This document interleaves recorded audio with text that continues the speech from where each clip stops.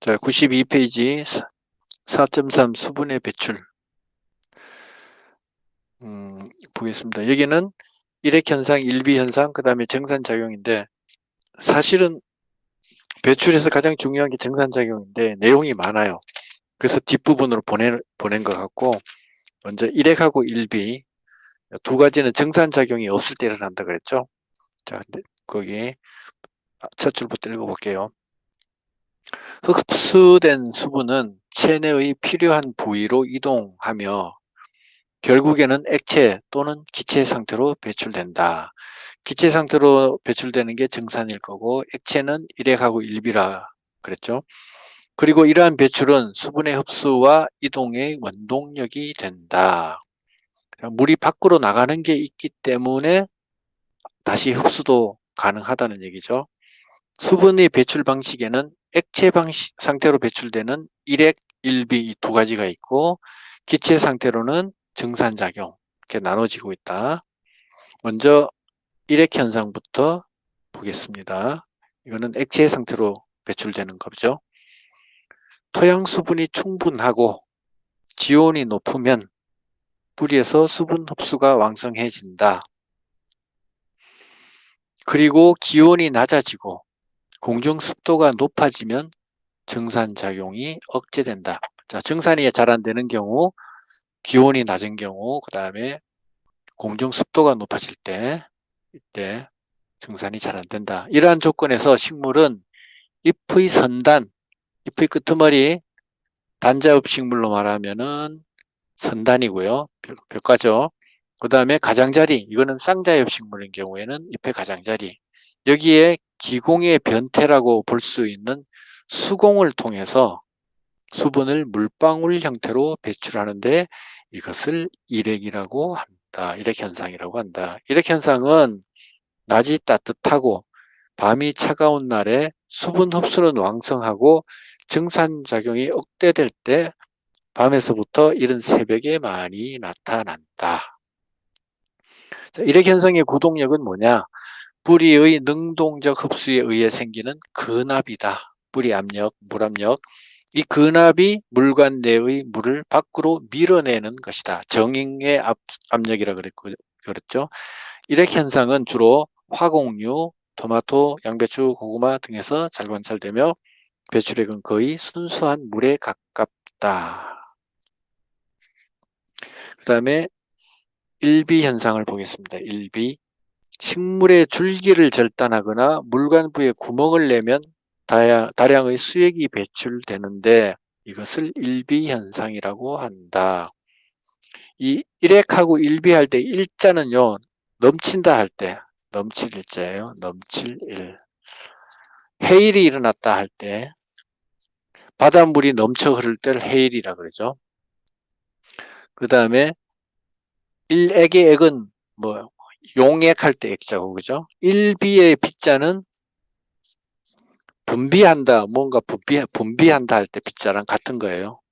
바깥으로 물을 내보낸다 그런 의미죠. 일비현상, 식물의 줄기를 절단하거나 물관부에 구멍을 내면 다량의 수액이 배출되는데 이것을 일비현상이라고 한다. 절구 잘라진 구멍에서 물이 배출되는 것은 단지 수액이 스며 나오는 것이 아니라 내부의 높은 압력에 의하여 소위 압출되어 나오는 것으로 이 압력, 일비압력은 어디서 유래하냐? 근압에서 유래한다. 따라서 일비현상이 일어나려면 근압이 생겨야 하며 근압은 능동적 흡수에 의하여 발생하기 때문에 주변에 활력이 있는 세포들이 존재해야 한다.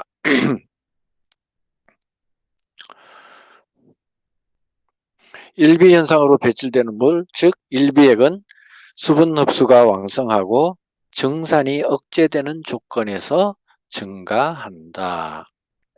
대개의 수목들은 이른 봄 싹트기 전에 일비액을 가장 많이 배출하지만 뽕나무나 수세미 등은 정산작용이 활발한 한여름에도 다량의 일비액을 배출한다.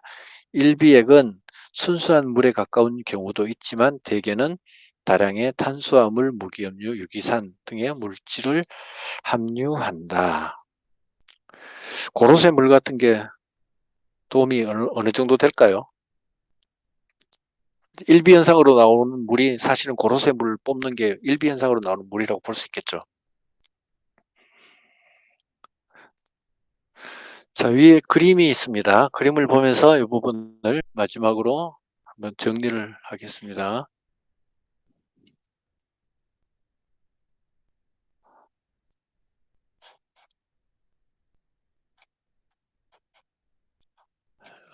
프레젠테이션 화면으로 가서 한번 보죠.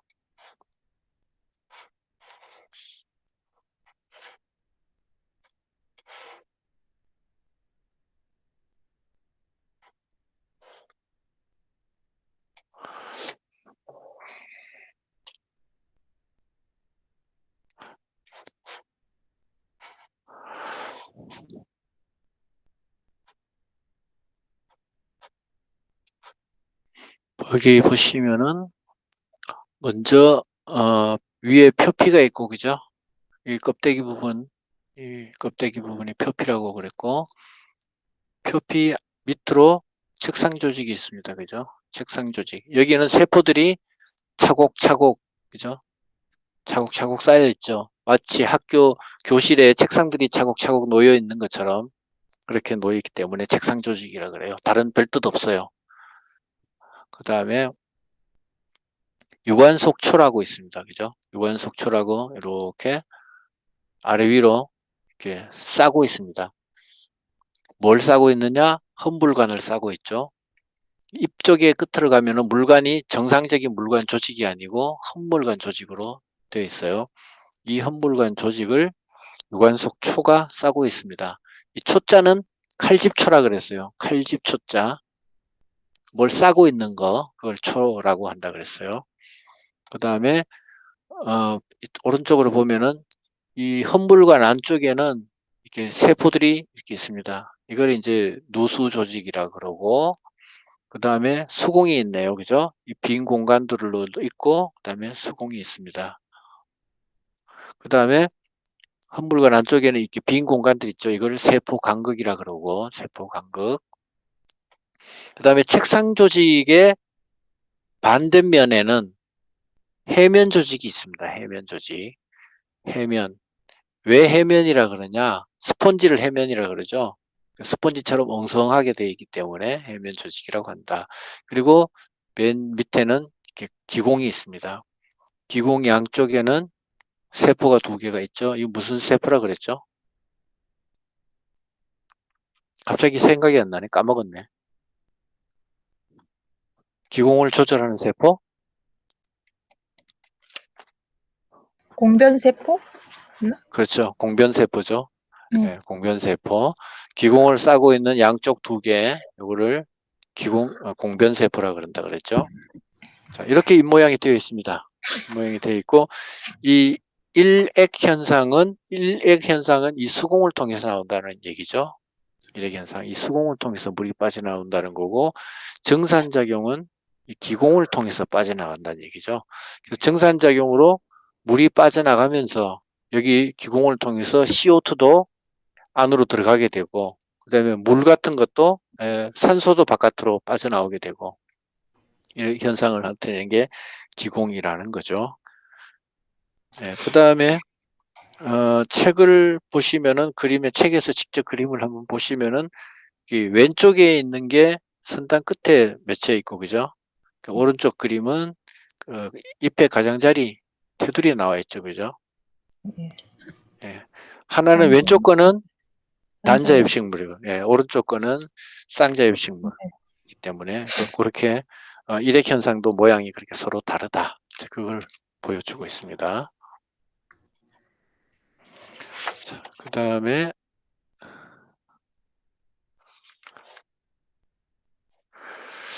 페이지를 넘겨서 정산작용으로 가보겠습니다. 정산작용에 의의 식물이 흡수한 수분을 주로 잎에서 기체 상태로 배출하는 것을 정산작용이라고 한다. 일액현상과 일비현상으로 배출되는 수분량은 정산작용에 비하면 많지 않다. 몇 배 차이 난다 그랬어요? 조금 아까 봤는데 10에서 100배, 10에서 100배. 흡수한 수분의 대부분은 청산작용으로 빠져나간다. 생육기간 중 청산에 의한 수분 배출량을 보면 감자와 밀은 95리터, 어마어마하죠, 그죠? 옥수수는 무려 206리터나 된다. 식물의 정산작용은 생리적으로 다음과 같은 중요한 의미를 갖는다. 자, 첫째, 둘째, 셋째, 세 번째가 안경사군님 읽으세요. 세 번째만요? 아니요, 첫째, 둘째, 예. 셋째. 첫째, 수분의 흡수와 체내 이동의 원동력이 된다. 증산으로 다량의 수분이 배출되면 잎 세포의 수분 포텐셜이 감소하여 수분의 상승 이동과 뿌리에서의 흡수가 촉진된다. 아울러 무기염류의 흡수와 이동을 촉진시킨다. 둘째, 직사광선 아래서도 잎의 온도를 조절해준다. 여름에도 식물의 여보는 기온과 비슷하거나 오히려 낮다. 이것은 잎에서 물이 기화할 때 기화열로 주변의 열을 빼앗기 때문이다. 시든 잎은 기온보다 2 내지 3도씨 높다. 셋째, 광합성 원료를 원활하게 공급해준다. 증산작용이 활발하면 수분 흡수가 촉진되고 기공이 열려 있어 이산화탄소가 쉽게 유입된다. 따라서 증산작용은 광합성의 원료인 물과 이산화탄소를 원활하게 공급하는 역할을 한다. 네, 첫째, 둘째, 셋째. 읽는 것만 해도 다 이해하시죠? 다 이해하셨을 거라 보고, 그 다음에 기공의 분포. 식물의 정산작용은 주로 잎에서 일어난다. 줄기에서도 일어나지만 표면적이 잎에 비해 작아서 별로 중요하지 않다. 잎에서 일어나는 증산작용은 표피 조직과 각피를 통하여 이루어지는 각피증산, 그 다음에 기공을 통해서 이루어지는 기공증산, 이렇게 구분이 됩니다. 기공이 열려 있을 때 각피에서는 한 10%, 그 다음에 기공에서 한 90% 정도 증산이 일어난다. 여기서 보는 것처럼 각피도 적은 양의 수증기는 투과시킬 수 있으며 각피의 발달이 나쁠수록 각피 증산의 비율이 늘어난다. 각피가 엉성하면 엉성할수록 빈 공간이 많기 때문에 증산이 잘 일어날 수 있겠죠. 기공은 어린 줄기에도 있지만 주로 잎에 분포되어 있다. 잎에 분포하는 기공의 수, 향축면과 배축면의 분포 비율, 기공의 크기 등은 식물의 종류와 재배 환경에 따라 다르다. 자, 쌍자엽 식물은 향축면보다는 배축면에 기공이 많다. 아까 그림에서 보았습니다. 목본 쌍자엽 식물은 배축면에만 기공이 분포한다. 그러나 단자엽 식물은 양면이 비슷한 분포 비율을 보인다. 향축면 대 배축면의 1제곱미리당 기공수를 비교해 보면은 토마토가 12 대 130, 그러니까 배축이 훨씬 많죠. 10배 이상 많죠. 감자가 51 대 161, 그 다음에 나무, 사과는 배축만 294, 떡갈나무도 배축만 340. 그래서 나무 종류는 배축에만 있다 그랬고, 그 다음에 밀 같은 경우에 단자엽을 보면은 오히려 향축에 33, 배축 밑 아랫부분에 14, 귀리는 25 대 23 비슷하고 옥수수는 50 대 68 이런 차이가 있다. 기공의 크기는 쌍자엽 식물인 콩이 7 곱하기 3 마이크로미터, 토마토가 13 곱하기 6, 그 다음에 단자엽 같은 경우 구멍이 더 큽니다. 밀은 38 곱하기 7이고 귀리는 38 곱하기 8 마이크로미터 정도이다. 마이크로는 100만 분의 1이에요. 여기서는 100만 분의 1.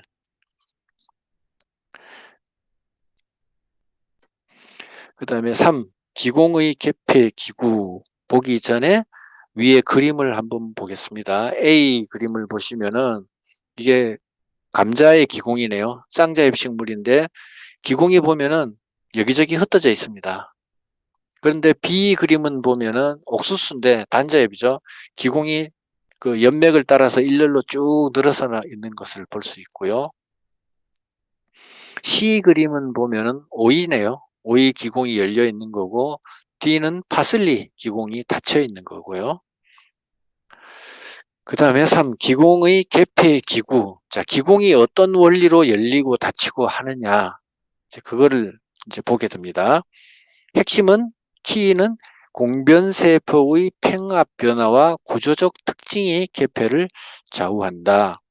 팽합 변화, 그 다음에 구조적 특징, 이 두 가지가 기공이 열리고 닫히는 그 원리를 제공한다. 읽어보겠습니다. 기공은 두 개의 공변세포와 그 주변의 세포들로 구성이 되는데, 첫째, 공변세포의 팽합 변화에 따라 기공이 열리고 닫힌다. 공변세포의 팽합 변화. 즉, 팽합이 높으면 기공이 열리고 팽합이 줄어들면 기공이 닫힌다. 공변세포의 팽합 변화는 용액의 농도 변화와 그에 따른 수분 포텐셜의 변화로 수분이 세포 내외로 들락날락하면서 생긴다. 공변세포의 용액 농도가 높아지면 산소 포텐셜이 감소하고 수분이 세포 안으로 이동함에 따라 팽합이 증가하고 기공은 열리게 된다. 그리고 용액의 농도가 감소하면 반대 현상이 일어나 기공이 닫히게 된다. 그랬습니다. 그림 4-9죠. 그림 4-9. 자, 요거를 또 프레젠테이션으로 한번 보죠.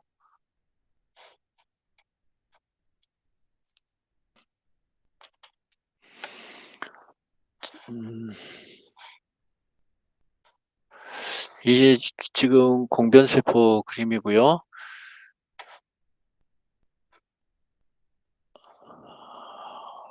왼쪽 그림은 열린 모양이고 오른쪽 그림은 닫힌 모양이죠. 그러니까 왼쪽에는 보면 화살표가 물이 이 주변에 있는 세포들로부터 물이 공변세포 안쪽으로 들어가고 있습니다. 들어가고 있어 팽만 상태예요. 빵빵하게 되면서 이 가운데가 기공이 열리게 된다는 거죠. 근데 오른쪽 그림을 보면은 물이 바깥으로 빠져나갑니다. 풍선에서 바람 빠지듯이 물이 쭉 빠져나가니까 기공이 닫혀버리는 그런 현상이 나타나고 있죠. 바로 이런 원리로 기공이 열리고 닫히고 한다. 이게 원리는 물이 안으로 들어가고 나가고 하는 원리는 어떻게 되느냐? 이 안쪽에 용질이 많죠. 무슨 물질이 많이 들어가 있게 되면은 수분 포텐셜이 감소합니다. 그럼 자연스럽게 바깥에서 안쪽으로 물이 들어갈 수 있다는 얘기죠. 여기는 반대로 여기에 용질이 많게 되면은 안에서 바깥으로 물이 빠져나오게 되죠. 농도차에 의해서 물이 빠져나오게 되는 겁니다. 그 다음에 두 번째로 책을 보겠습니다. 네 번째 줄 볼게요. 팽합 변화로 기공이 열리고 닫히는 것은 전적으로 공변세포의 구조적 특성에 기인한다. 아까는 그 삼투압 변화 때문에 생긴다 그랬는데 이번에는 구조적인 특징이 또 그걸 도와주고 있다는 얘기죠. 특히 세포벽을 구성하는 셀룰로스의 미소 원섬유의 배열이 기공 쪽과 그 반대쪽이 서로 다르다. 그리고 공변세포의 양 끝은 서로 붙어 있는데 기공의 개폐에 관계없이 길이가 일정하다. 그래서 팽합이 발생하여 세포가 확장될 때 횡방향이 많이 확장되고 한편으로 쉐임 정도의 차이가 생겨 공변세포가 안쪽으로 휘으면서 기공이 열리는 것이다 하고요. 다시 프레젠테이션으로 한번 볼게요.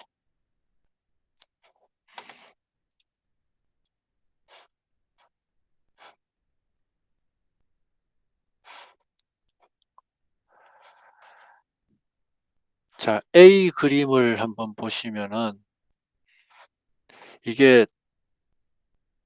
끝쪽에는 이렇게 공변세포의 양쪽이 붙어 있습니다. 이쪽 편 공변세포, 이쪽 편 공변세포 두 개가 있는데 공변세포의 이쪽 끝부분이 서로 붙어 있고 길이가 같습니다. 그 다음에 이 안쪽 면은 등벽이라고 그래 있죠. 여기도 길이가 똑같아요. 길이가 같고, 이 바깥쪽은, 배벽 쪽은 조금 더 신축성이 있겠죠. 조금 신축성이 있을 거고. 그래서 물이, 이 공변세포 안쪽으로 물이 들어가게 되면은 이쪽은 가만히 있고 늘어나지 않고 반대쪽으로 물이 이렇게 공간이 늘어나게 되죠. 그리고 이 미소 원섬유가 이런 식으로 묶여져 있어요. 이런 식으로 묶여져 있기 때문에 바깥쪽으로 부풀고 안쪽은 봉긋하게 이렇게 되는 그 모양이 활처럼 이렇게 휘게 된다는 겁니다. 그래서 자연스럽게 닫혀있던 게 중간으로 구멍이 발생된다. 그 얘기고, 이거를 이제 풍선을 B 그림하고 CD는 풍선을 예로 든 거예요. 풍선을 예로 들어서 풍선이 지금 양쪽으로 이렇게 두 개가 있고 여기서 이제 풍선으로 바람을 불어 넣습니다. 불어 넣으면은 현재는 지금 여기가 기공이라고 생각하면은 닫혀 있어요. 닫혀 있는 상태에서 C 그림 보면은 이제 바람을 이제 조금 불어 넣습니다. 불어 넣었더니 한 요 정도 열렸어요. 기공이 가운데가 벌어지죠.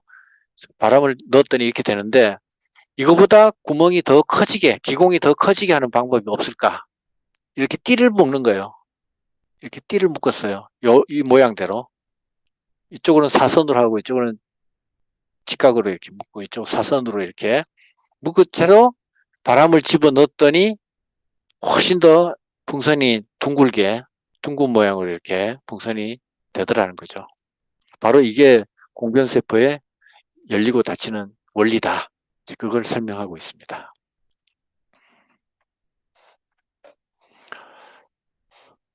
다시 돌아왔어요. 그 다음에 기공 개폐에는 여러 가지 요인이 관여한다라고 96쪽에 또 굵은 글씨, 중간에 굵은 글씨가 있죠.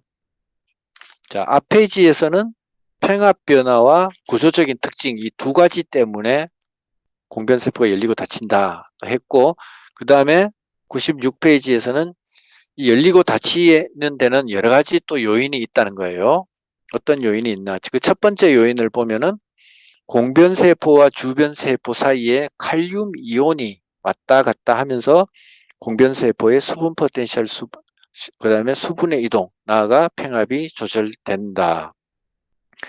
즉 공변세포의 칼륨 이온이 증가하면 수분 포텐셜이 감소하고 이로 인해 수분이 이동해 들어와 평합이 높아지면서 기공이 열리게 된다. 실제로 밤의 기공을 여는 캠식물을 비롯하여 약 50여 종의 식물에서 열린 기공의 공변세포의 칼륨 이온이 축적되는 것을 볼 수 있다. 그림 4-11 한번 보겠습니다.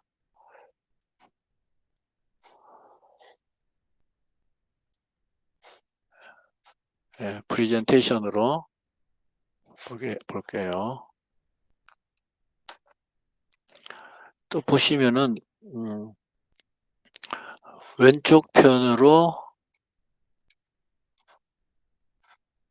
보시면은 이게 숫자가 적혀 있어요. 숫자가 이렇게 적혀 있습니다. 이게 중간에 빨간 세포 두 개가 공변세포죠. 양쪽으로 두 개 공변세포인데 숫자가 이렇게 차이가 있습니다. 여기도 밑에 숫자가 있고요. 이게 닫혀 있는 모양일 때는 칼륨 이온의 농도가 안쪽은 95고 바깥으로 갈수록 점점 이온 농도가 커져서 448이에요. 이온 농도가 높다는 것은 그만큼 물질이 많이 녹아 있다는 얘기고 수분 포텐셜이 낮다는 얘기죠. 그러니까 물이 이 안쪽에서 바깥쪽으로 물이 빠져나갑니다. 빠져나가기 때문에 평합이 낮아져서 공변세포가 닫힌다는 얘기가 되고, 오른쪽은 반대가 됐어요. 반대가 됐는데 오른쪽은 공변세포가 448이고 칼륨이온 농도가 바깥쪽으로 갈수록 점점 낮아져서 73이 됐어요. 그때는 그죠? 그러면은 물은 반대로 이쪽이 수분 포텐셜이 낮고 바깥쪽이 수분 포텐셜이 높으니까 밖에서 안쪽으로 물이 들어가게 됩니다. 이쪽도 마찬가지로 안쪽으로 들어가게 되겠죠. 물이 안쪽으로 들어가니까 공변세포가 빵빵하게 부풀어서 기공이 열리게 된다. 그 얘기를 하고 있는 겁니다. 아주 쉽죠? 아주 쉬워요. 별로 어려운 얘기가 없습니다. 그 다음에 96쪽에서 밑에서 네 번째 줄. 식물 호르몬 가운데 하나인 ABA, 아브시스산이라고 하죠. 아브시스산. 이거는 그 뒤에 우리 책의 389페이지하고 255페이지에 설명이 나와 있습니다. 특히 389페이지에 보시면은 이게 무슨 용도로 쓰이는 호르몬인지 자세하게 설명이 나와 있어요. 거기서 참고하시면 되겠습니다. 식물 호르몬 가운데 하나인 ABA가 기공개폐를 조절한다. 식물은 수분 스트레스를 받으면 ABA 함량이 증가하면서 기공이 닫힌다. 자, ABA가 많아지면서 기공이 닫힌다는 거죠. 그리고 실제로 식물체 ABA를 처리하면 기공이 닫히는 것을 볼 수 있다. 여비육세포의 엽록체에서 합성된 ABA가 공변세포에 도달하면 그 안에 칼륨이온이 감소하면서 기공이 닫히는 것으로 보인다. 그러나 ABA 작용 기제에 대해서는 명확하게 밝혀진 것이 없다. 그 다음에 세 번째가, 첫 번째는 칼륨이온, 두 번째는 ABA, 그다음 세 번째를 볼게요. 97페이지에 밑에 밤에는 호흡작용으로 CO2 농도가 높아지게 되고 공변세포의 탄산 농도가 높아져서, 자, 밤에는 광합성을 안 하죠. 그러니까 명반응이 일어나지 않습니다. 명반응을 한다면은 암반응도 마찬가지고 광합성을 하지 않게 되면은 CO2가 오히려 많아지게 됩니다. 그리고 호흡을 하기 때문에 호흡은 계속 하고 있죠. 낮이나 밤이나 계속 하고 있는데 식물체 안에 CO2가 많아집니다. 이 CO2가 몸에 있는 물하고 만나게 되겠죠. 물하고 만나니까 뭐가 만들어지느냐? H2CO3가 된다는 거죠. 이산화탄소가 물에 녹아서 탄산이 만들어진다는 거죠. 이 탄산이 많아진다. 그러면은 산성이 돼요. 산성화됩니다. 수소이온 때문에 산성화가 이루어집니다. 그래서 기공이 닫힌다는 이론이에요. 계속 읽어보겠습니다. 낮에는 광합성으로 CO2 농도가 낮아지면 pH가 올라가서 기공이 열린다. pH가 낮아진다는 것은 산성을 얘기하고 올라간다는 것은 염기성을 말하는 거죠. 염기성. 이것은 pH가 높을 때는 공변세포의 녹말이 효소 녹말 포스포릴라제에 의해서 포도당 6인산으로 분해되고 pH가 낮을 때는 반대로 녹말을 합성하면서 수분 포텐셜과 평합을 조절하기 때문이다. 뭐 이것도 아직 정확하게 아마 이론으로 100% 정립된 건 아닌 것 같아요. 이 얘기 뭐냐면은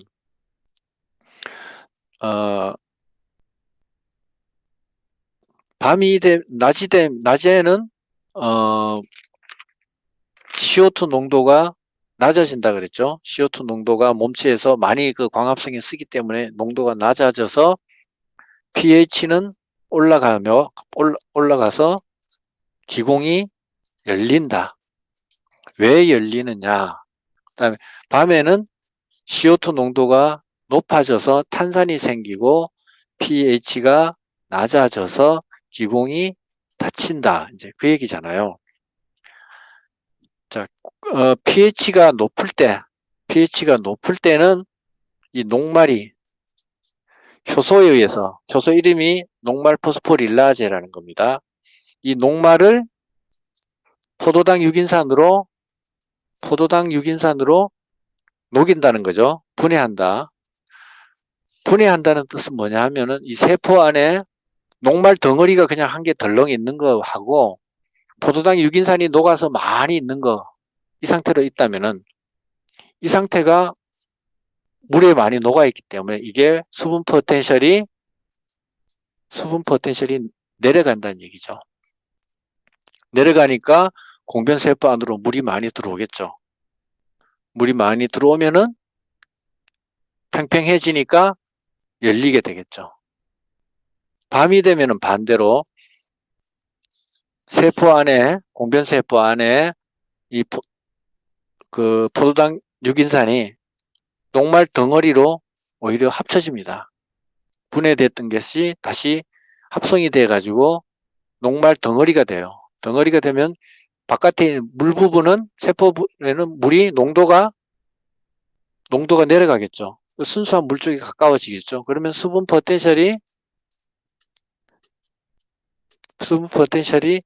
올라가게 됩니다. 올라가게 되면 물이 바깥으로 빠져나가게 되겠죠.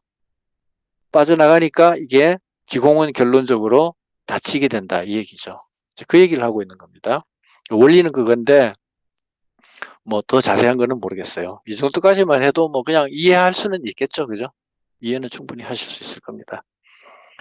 그 다음 5번째 줄을 볼게요. 4번째, 지금까지 첫 번째는 칼륨 이온, 두 번째는 아부시스산, 세 번째는 탄산 농도 때문에 산성, 염기성 이렇게 변화가 생기면서 녹말이 녹느냐 안 녹느냐, 거기에 따라서 그 삼투 포텐셜이 달라졌고, 그래서 물이 들어오고 나가면서 열리고 닫혔다, 그 얘기를 했고요. 그 다음에 네 번째는 읽어볼게요. 생육 적언을 벗어나 30도씨 이상의 고온에서는 기공이 닫힌다. 너무 더워요. 너무 더운 고온에서는 기공이 닫혀버리죠. 이게 다른 말로 하면은 광합성에서는 광호흡이라 그래요. 광호흡 단계로 들어갔다, 이 얘기입니다. 이산화탄소가 배제된 상태에서는 고온의 영향이 나타나지 않는 것으로 보아 잎사귀 내 이산화탄소 농도와 관련이 있어 보인다. 결국 이 얘기는 같은 얘기예요. 광호흡 단계, 30도 이상 단계가 가면 또 이산화탄소가 많아지기 때문에, 광합성을 안 해서 이산화탄소 농도가 높아지기 때문에 또 이제 3번에서 봤던, 바로 앞에서 봤던 pH 농도의 차이가 생기겠죠. 그러면 또 그 녹말의 농도, 그 포도당 유긴산의 농도가 달라질 것이고, 거기에 따라서 물이 또 들어오고 나가고 할 것이고, 그러면 열렸다 닫혔다 할 것이다, 이제 그 얘기예요. 이 결과 공변세포의 평합이 감소하여 기공이 닫힌다. 고온지대에서 많은 식물들이 한낮에 기온이 높을 때 고온에 의해 이산화탄소의 축적으로 기공이 닫히는 것을 볼 수 있다. 3번하고 4번은 기작은 비슷한 기작인데, 4번 같은 경우에는 특별히 온도가 높을 때, 그 다음에 앞에서는 97페이지에서는 밤에는 하는 데서는 밤에 광합성을 안 하기 때문에 나타나는 현상. 그 다음에 98페이지 세 번째 단락, 건조한 사막, 거기 보겠습니다. 건조한 사막지대에 적응하여 살고 있는 캠식물은 한낮에 기공을 닫고 정산작용을 억제하여 수분 손실을 방지한다. 대신에 기온이 떨어지는 밤에 기공을 열어 이산화탄소를 흡수하여 체내에 저장해 놓는다. 이러한 식물은 위에서 설명한 온도 조건에 따른 기공 개표와는 관계없이 나름대로 건조한 기후 조건에 적응하기 위해 독특한 기공 개표 리듬을 갖고 있는 것으로 이해된다. 이게 181쪽, 183쪽 거기에 이 내용이 나옵니다. 7장 어쩌고 저쩌고 써놨죠. P181, 183. 여기 보면은 캠식물 관련해서 얘들은 일반 우리 C3 식물하고는 조금 살아가는 방식이 달라요. 이제 그거를 설명하고 있습니다. 그 다음에 4. 증산작용에 영향을 미치는 요인들. 증산작용에는 어떠한 영향들이 증산작용에 영향을 미치느냐. 크게 세 가지가 있는데 세부적으로 또 보면은 더 나눠지겠죠. 읽어보겠습니다. 첫 번째, 식물의 형태와 구조에 따라서도 다르다는 거죠. 연면적, 각비의 발달 정도, 기공의 수와 크기, 이런 것들은 증산작용과 밀접한 관련을 가진다. 잎의 크기, 즉 연면적이 감소하면 증산면적이 작아져 증산량은 감소한다. 그러나 단위 면적당 증산량은 연면적이 작아질 때 증가할 수도 있다. 단위 연면적 기공의 수가 많고 기공이 크면 그만큼 증산작용이 활발하게 일어난다. 잎의 표면에 각피가 발달하면 각피 증산이 억제되고 특히 기공이 닫혀 있을 때 증산작용을 억제한다. 각피는 발달하지 않으면 각피가 증산이 더 잘 된다고 그랬죠. 엉성하기 때문에. 그 다음에 1조, 습도, 기온 이것도 영향을 미친다는 거죠. 먼저 1조부터 볼게요. 1조는 여본을 높여 잎의 온도를 높여서 증산을 촉진한다. 온도가 높으니까 물로 체온을 조절하겠죠. 기공은 1조 조건에서 열리는데 이때 기공의 개폐는 광도와 밀접한 관련을 맺고 있다. 이들 관계의 하루 중 변화를 보면 광도와 기공의 궤도는 평행적으로 증가하는 것을 볼 수 있다. 그림 4-12를 보시면은 왼쪽 그래프를 보세요. 파란 색깔이 광도예요.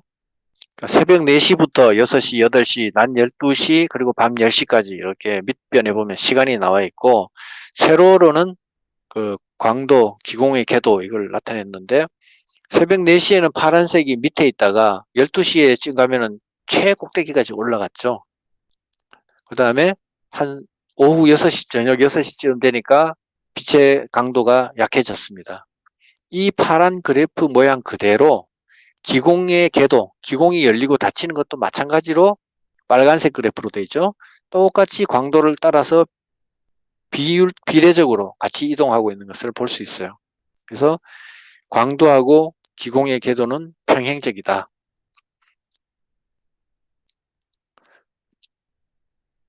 그 다음에 98쪽 밑에서 세 번째 줄 읽어보겠습니다. 대기가 건조하여 공중 습도가 낮아지면 기공이 잘 열리고 증산작용이 왕성해진다. 공기가 앞으로 수증기를 받아들일 수 있는 정도를 증기압 부종량 또는 수증기압 포차라고 한다. 이것은 대기의 증기압을 그 공기의 수증기압에서 빼면 얻을 수 있다. 증기압 부종량이 클수록 증산작용을 잘 일어난다. 이게 뭐냐면 대기가 건조하면 증산작용이 잘 일어나요. 건조하고 습도가 낮고 하면은 증산작용이 왕성해요. 그래서 이 대기 중에 수증기가 얼마나 많으냐 그거를 따져보자는 거죠. 그거를 증기압 부종량, 다른 말로 수증기압 포차 같은 말인데, 공기 중에 증기를 앞으로 얼마나 더 많이 받아낼 수 있느냐, 그걸 증기압 부종량이라고 말한다는 거죠. 이거는 공식은 어떻게 되냐? 간단하죠. 포화수증기압, 그 본문 읽은 그대로예요. 그러니까 공기 중에 수증기로 꽉 채웠을 때 그때 증기압 빼기 현재 대기의 증기압, 현재 증기압이 얼마냐는 거죠. 꽉 채웠을 때에서 현재 상태, 이거를 빼면은 증기압 부종량이 나온다. 이 증기압 부종량, 이게 요거만큼 증산작용은 더 일어날 수 있다 이 얘기죠. 그 얘기를 하고 있는 겁니다. 그래프는 보면은 그림 4-12에서 오른쪽 그래프예요. 상대 습도가 밑변이고 기공의 궤도가 세로변인데, 밑변에 보면은 상대 습도가 100이죠. 100일 때는 보면은 기공이 하나도 안 열려서 조금 열릴까 말까 해요. 그죠? 근데 습도가 오른쪽으로 낮아지면 낮아질수록 그래프는 점점 올라갑니다. 90일 때, 80일 때까지 확 올라갔다가 한 70부터는 뭐랄까 습도가 더 내려가도 크게 완만하게 되죠. 그죠? 그거 왜 그럴까요? 왜 완만해질까요? 기공의 숫자라는 것도 한계가 있죠. 한정이 있죠. 무작정 막 다 기공이 100% 계속 계속 이렇게 상승하는 건 아니란 얘기죠. 완만하게 이렇게 가죠. 기공의 숫자는 한정되어 있으니까. 그 다음에 99페이지 세 번째 줄. 기온이 상승하면 증기압 부종량이 증대하여 증산이 촉진되고, 기온이 떨어지면 반대로 증산작용이 감소한다. 기온은 공중습도와 식물 체온에 영향을 주므로 증산작용에 영향을 끼친다. 기온이 상승하면 수증기의 확산운동이 증가하여 증산이 촉진된다. 단 30도씨 이상, 광호흡 이전까지죠. 너무 고온으로 광호흡을 광합성을 하기 힘든 상황이 되면은, 그래서 광호흡을 해야 되는 상황이 되면은 오히려 증산작용이 둔화된다고 아까 앞에서 봤죠. 그 공기 중에 수증기도 그 온도가 기온이 높으면은, 기온이 올라가면 수증기의 움직임도 활발해져요. 그래서 바깥으로 수증기가 바깥으로 또 많이 흩어져 나가겠죠. 그러면 공기 중에 수증기가 또 부족하잖아요. 그러니까 그 증기압 부종량이 나타나죠. 그러면 계속 증산작용을 할 수 있겠죠. 그 다음에 세 번째, 바람, 토양 및 재배 조건. 약한 바람은 연면과 그 주변의 여기는 읽으면 이해하는 수 있는 부분이니까 아까 안경써 우현주 아구님 네. 읽어주십시오. 약한 바람부터요. 약한 바람은 연면과 그 주변의 수증기를 유동시켜 증산작용을 도와준다. 또한 대기가 습한 경우에는 바람이 여본을 낮추어 증산작용을 둔화시키며, 지나치게 강한 바람은 기공을 닫히게 하여 증산작용을 억제하기도 한다. 토양의 온도, 함수량, 통기성 등은 뿌리의 수분 흡수에 영향을 미치고 결과적으로 증산작용에 영향을 미친다. 뿌리에서 수분 흡수량이 많으면 증산이 활발해지고 적으면 증산작용이 둔화된다. 재배 조건에 따라 증산이 촉진되기도 하고 억제되기도 한다. 예를 들면 칼륨이나 석회 시비가 증산을 억제한다는 보고도 있으며, 보리는 밟아주기를 하면 증산이 억제된다고 한다. 농업에서는 증산 억제제가 실용적으로 이용되고 있다. 네. 칼륨이나 스퀘시비가 증산을 억제한다. 다른 말로 하면은 그 토양이 물을 흡착하는 힘이 강해지는 거죠. 그러니까 수분 포텐셜이 더 낮아지는 거죠. 토양에서. 그러니까 식물이 물을 빨아들이기가 힘들어지겠죠. 보리 밟기 하면은 왜 증산이 억제될까요?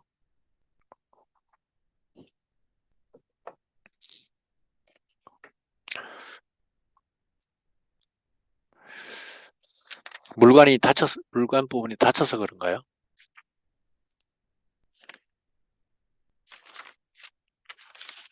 누가 아시는 분 없어요? 자, 100페이지로 넘어갈게요. 나중에 한번 시간 되시면 한번 알아보시기 바랍니다. 100페이지 함수량과 요수량. 자, 요것만 하면은 2장은 4장은 끝나니까 이거 끝내고 마칠게요. 물은 식물체 안에서 다양한 생리적 기능을 담당하고 있다. 그래서 식물은 많은 양의 물을 함유하며 생장 과정에서 많은 물을 필요로 한다. 여기서는 주요 식물의 함수량과 요수량을 살펴보면서 식물에서 물의 중요성을 다시 한번 생각해 본다. 함수량과 요수량. 자, 함수라는 거는 수학이 아니고, 함수라는 거는 물을 얼마나 식물체가 함유하고 있느냐, 이제 그 얘기고, 그죠? 요수라는 거는 얼마나 많은 물을 요구하느냐, 물을 많이 줘야 되느냐, 이제 식물마다 다르다 이 얘기죠. 먼저 함수량부터 볼게요.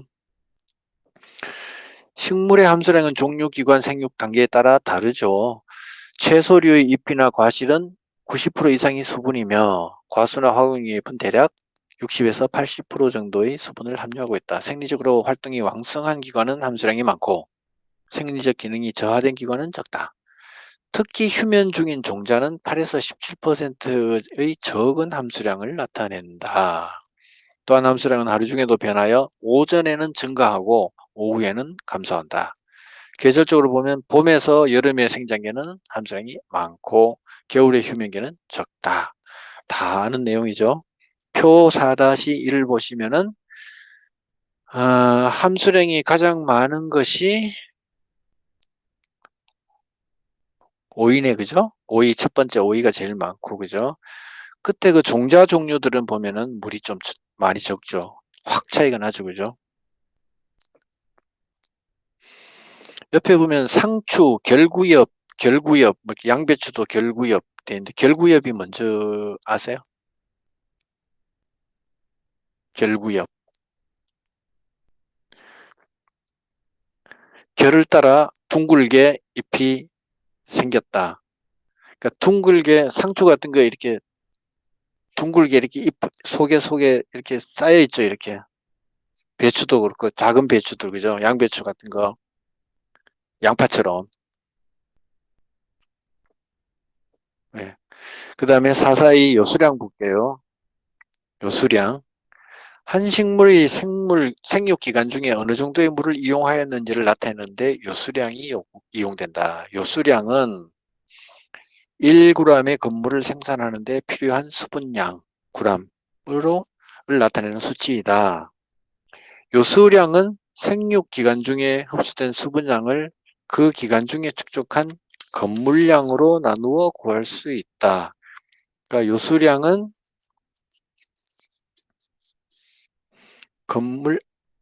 건물량분의 수분량이다. 이런 얘기죠. 건물량분의 수분량이라는 얘기고, 그 다음에 이 경우 흡수량은 이거 위에 게 흡수량이죠. 흡수량이고 밑에 게 축적된 건물량이죠. 이 흡수된 수분량, 또 이것은 증산량과 같다고 보아서 요수량을 증산계수라고도 한다. 이것을 다른 말로 증산계수라고도 한다. 같은 말이란 얘기죠. 왜냐하면 흡수된 물은 곧 증산 이루어지니까, 흡수했다는 건 증산했다는 개념이니까 요수량은 증산계수랑 같은 말이다. 한 식물의 요수량을 보면 그 식물의 수분 요구도를 어느 정도 측정할 수 있다. 해서 표 4-2를 볼게요. 여기 보면은 요수량이 가장 많은 게 호박이네요. 그죠? 호박, 그 다음에 오이, 이렇게 돼 있고, 뭐 감자 뭐 식으로 해서 기장이라든지 이런 거는 적네요. 그죠?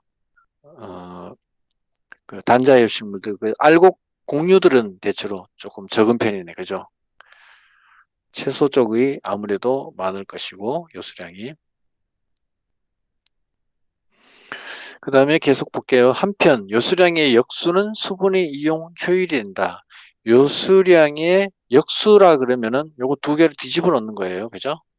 그 요수량의 분의 1을 뒤집어 놓은 상태죠. 그러면은 요 두 개를 뒤집으면 되죠. 수분량분의 건물량이 되겠죠. 그래서 건물량을 증산량으로 나누면 수분 이용 효율이 된다는 수분 이용 효율이 된다. 이 얘기죠. 그러니까 물을 줬는데 그 준 만큼 얼마만큼의 건물이 생기냐, 컸냐 이거죠. 물을 많이 줬는데도 별로 크지도 않았다. 그럼 효율이 떨어지는 거고, 그죠? 물을 조금 줬는데도 건물의 양이 많다. 그럼 효율이 좋은 거죠.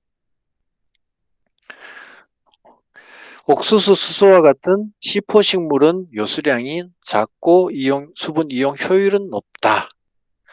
캠식물은 수분 이용 효율은 높지만 생산성이 낮아 작물로서 이용에 제한을 받는다. 농업적으로 이용되는 작물은 수분 이용 효율을 높이는 방향으로 관리하는 것이 좋다. 건물량이 많이 나오는 쪽으로 관리하는 것이 좋다. 이제 그 얘기죠. 물은 많이 줬는데 건물이 조금밖에 안 나온다. 그러면 농사 짓는 사람이 애먹겠죠. 그죠? 이렇게 해서 4장은 문제를 한번 풀어보고 끝낼게요. 104쪽에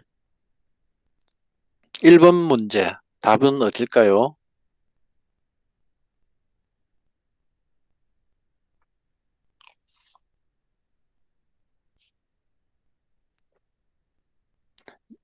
마이크 다 키세요. 네피어. 예. 그럼 내초에서 뭐가 나온다 그랬어요? 내초에서 나오는 거? 측근, 예, 맞아요. 측근이죠. 네, 측근. 측근이고, 그 다음에 2번 문제 볼게요. 수동적 수분 흡수의 가장 큰 원동력이 되는 것은 했습니다. 기공증산? 수분 흡수에 가장 어려운 수분 기공증산 아닌가? 그쵸. 그쵸. 근압으로 일어나는 것에 비해서 증산이 10에서 100배라 그랬죠. 그죠? 100배 네. 많다 그랬습니다. 네. 그리고 증산 중에서도 기공이 90%, 각피가 10%라 그랬죠. 네. 그죠? 10% 그랬고. 그 다음에 3번. 헨리 딕슨이 제창한 수분 상승 기구에 관한 학설은 증산 음직. 예, 됐고요. 4번. 다음 중에서 기공이 열리는 공변 세포의 조건은 팽압이 낮다. 맞아요? 아니요. 공변 세포의 팽압이 높아야 되죠. 그죠? 높아야 높아야 되는 되고. 2번. 수분 포텐셜이 낮다. 받는 네. 거 맞아요. 예, 낮아야 되죠. 그래야 바깥에서 물이 들어오죠. 물이 그다음 칼륨 농도가 낮다. 높다. 예, 높다 해야 되죠. 그죠? 4번 pH가 낮다. 높다. 예, 높아야 되죠. 높아야